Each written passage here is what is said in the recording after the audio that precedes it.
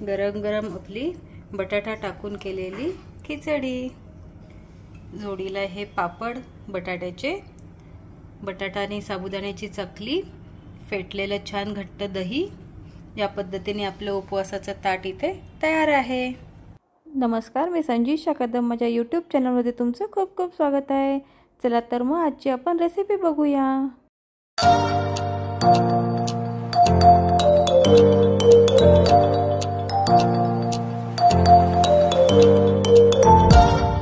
आपण जी साबुदाणा खिचडी बनवतोय उपवासासाठी, त्यासाठी मी इथे 2 वाटी साबुदाणा घेतलेला आहे। रात्री भिजवला होता मी तो, आता एकदम मऊ भिजलेला आहे। बघा, एकदम मऊ भिजलेला आपला साबुदाणा, चिगट पण नाही झालेला आहे। तुम्ही बघू शकता किती सुट्टा सुट्टा झालेला आहे। इथे मी बारीक 4 बटाटे उकडून त्याचे स्लाइस करून घेतले आहे। 1 वाटी शेंगदाण्याचा कूट घेतला आहे। हिरवी मिरची मी इथे क्रश करून घेतली आहे। थोडेसे आपण जिरेही टाकणार आहोत त्यामध्ये, थोडीशी साखर, चवीनुसार मीठ, वरून आपण कोथिंबीर पण टाकणार आहोत।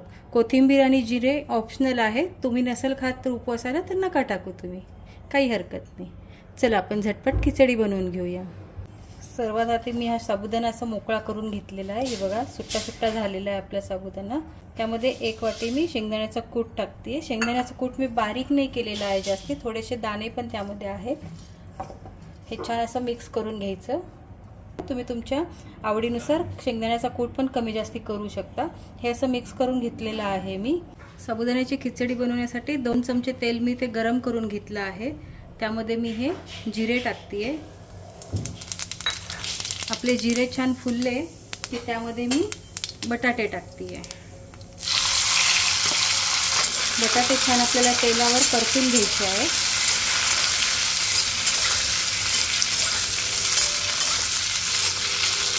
हे उकडलेले बटाटे आहे, तरी त्याला आपल्याला तेलामध्ये थोडा वेळ परतून घ्यायचं आहे। त्याची चव छान उतरते खिचडीमध्ये। आमच्या इथे खिचडीमध्ये बटाटे जास्त टाकलेले आवडतात, त्यामुळे मी थोडे बटाटे जास्तीच घेतलेले आहेत। हे बघा, थोडेसे आपले बटाटे परतून झालेले आहे इथे। त्यामध्ये मी ही हिरवी मिरची क्रश केलेली टाकते, ती पण थोडीशी जास्तीच टाकायची। आमच्या इथे तिखट आवडतं म्हणून मी हिरवी मिरची पण जरा जास्तीच टाकलेली आहे। तुमच्या आवडीनुसार हिरवी मिरची पण कमी जास्ती करू शकता। हिरवी मिरची पण या बटाट्याबरोबर आपल्याला थोडा वेळ फ्राय करून घ्यायची आहे। ही अशी हिरवी मिरची पण तेलात छान परतली गेली पाहिजे, तिचा कच्चा पण निघून गेला पाहिजे। तर बघा, आपली हिरवी मिरची पण छान परतून झाली आहे बटाट्याबरोबर। खिचडी बनवायला ना जास्ती वेळ अजिबात नाही लागत। आपलं साहित्य जर सर्व तयार असलं ना, खिचडी फार पटकन बनते, वेळ नाही लागत तिला बनवायला। हे अशा मिरचीचे तुकडे पण खाताना फार छान लागतात, म्हणून मी एकदम बारीक पेस्ट नाही केलेली मिरचीची, जस्ट एक बार क्रश करून घेतली आहे।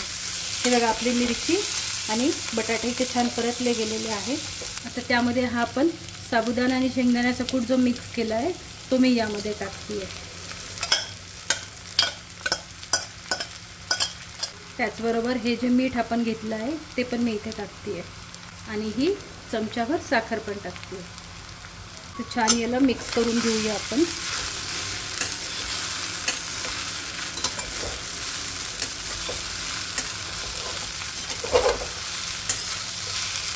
आपले बटाटे बघा किती छान गोल्डन गोल्डन कलरचे झालेले आहेत।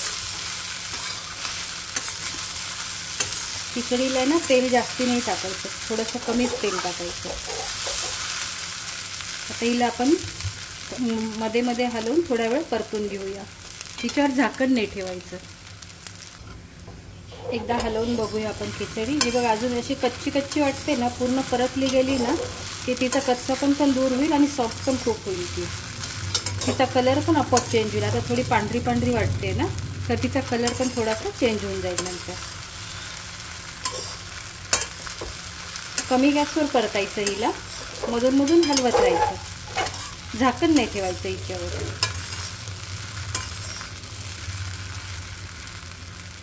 चला पुन्हा एकदा हलवून बघूया आपण खिचडी।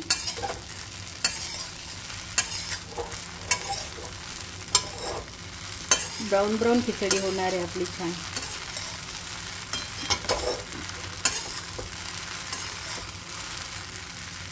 अशी माझ्या पद्धतीने तुम्ही एकदा खिचडी करून बघा, खाऊन बघा, जसे बटाटे तेलावर परतून, हिरवी मिरची पण तेलावर परतून फार छान लागते ही खिचडी. थोडीशी तिखट तर अजूनच छान लागते. थोडीशी तोंडाला चव येण्यासाठी मी खिचडी आज तिखटच बनवली आहे. आपले बटाटे बघा किती छान दिसतात त्यामध्ये. अजून थोडा वेळ आपण हिला परतवू.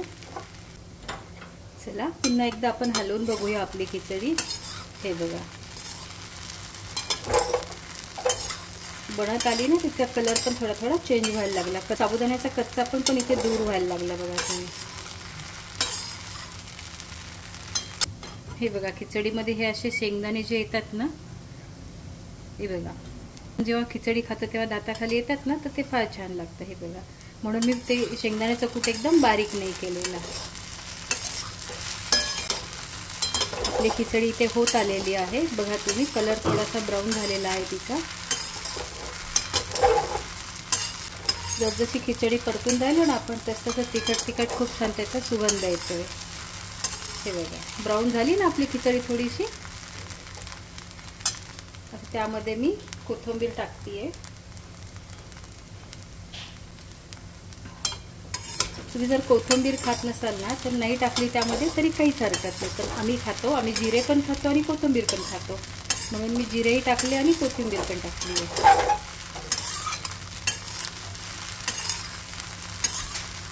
हे बघा या पद्धतीने आपली खिचडी इथे बनवून तयार आहे. आपण आता छान त्याची प्लेटिंग करूया.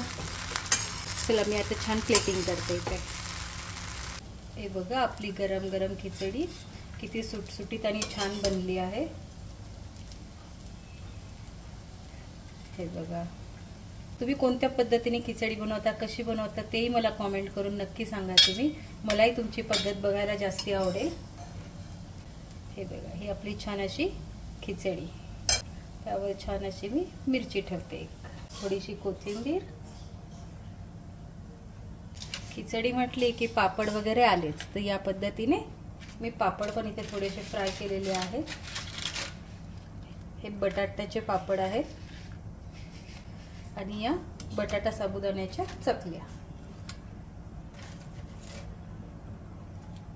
जोडीला हे घट्ट असं दही मी थोडंसं फेटून घेतलेलं आहे.